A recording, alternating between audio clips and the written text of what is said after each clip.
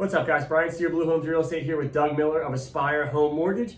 Want to hop on quickly because there's some major changes coming to Fannie and Freddie requirements as it pertains to condos. So Doug's going to jump in here and tell us a little bit more about it.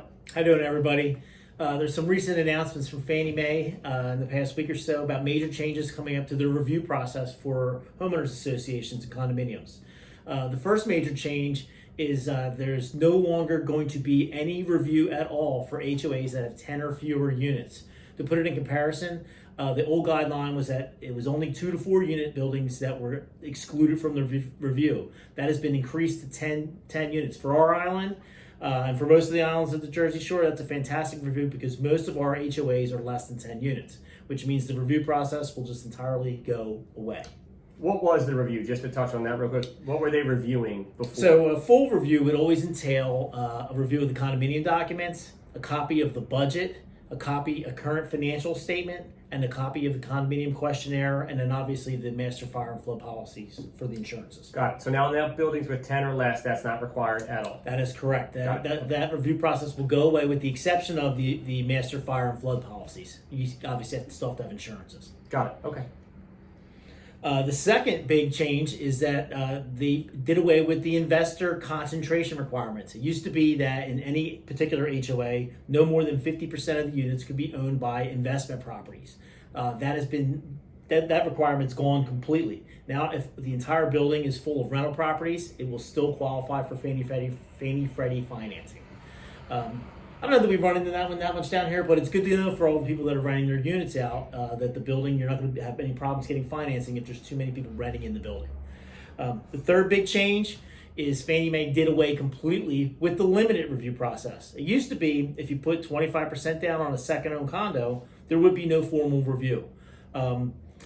That's not going to affect us as much as the first two things, but you never know. The fact that the review is going to, the limited review is gone. On buildings that have more than 10 units, that can still come into play, but in general, the limited review process has been completely eliminated. And the last one, and this one's going to affect a lot of buildings, is the budget is now going to have to require 15% of the budget for reserve funding. It used to be 10%. So for HOAs that have more than 10 units, their budget's going to have to include 15% of the budget's going to have to be for reserve funding, for future allocation of resources for repairs and maintenance and fixing the roof and things of that nature. Right, which that always tended to be a hang up even at 10% with a lot of buildings for us. Now, a lot of those buildings where these 10 or less, where now with the no review, correct me if I'm wrong, that won't be a problem because they're not going to look at it. Correct. If it's 10 or less, the budget problems we would run into in the past will be completely gone because we're not going to be reviewing the budget. For more than 10, those HOAs are all now going to have to up what they're allocating towards reserves in their budgets, or they're not going to qualify for financing.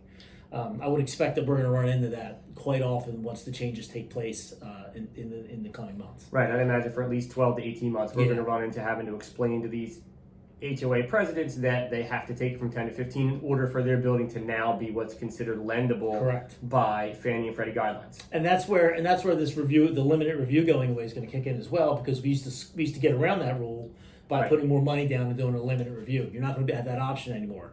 If you're more than 10, they're going to have to be funding 15% or the building won't be lendable. Got it. Okay, that makes sense. So some big changes in both directions. The biggest one, I think, overall, though, is getting rid of the review completely for buildings with 10 or less units, because that is, as Doug mentioned, the bulk of our buildings. We do have a good amount of more than 10, but the bulk of the buildings are really 10 or less, so it's going to affect those positively. For those 10 or over, the changes are we're going to have to up that reserve number by 5%, from 10% to 15% in order to stay lendable, which is something we'll deal with here in the near future. But as always, I hope this was helpful and informative. If you can ever have any need from us to help you out, feel free to drop a message. Give one of us a call. We'll put our numbers in the description. Otherwise, we hope it's helpful, and we'll catch you on the next one. Take care.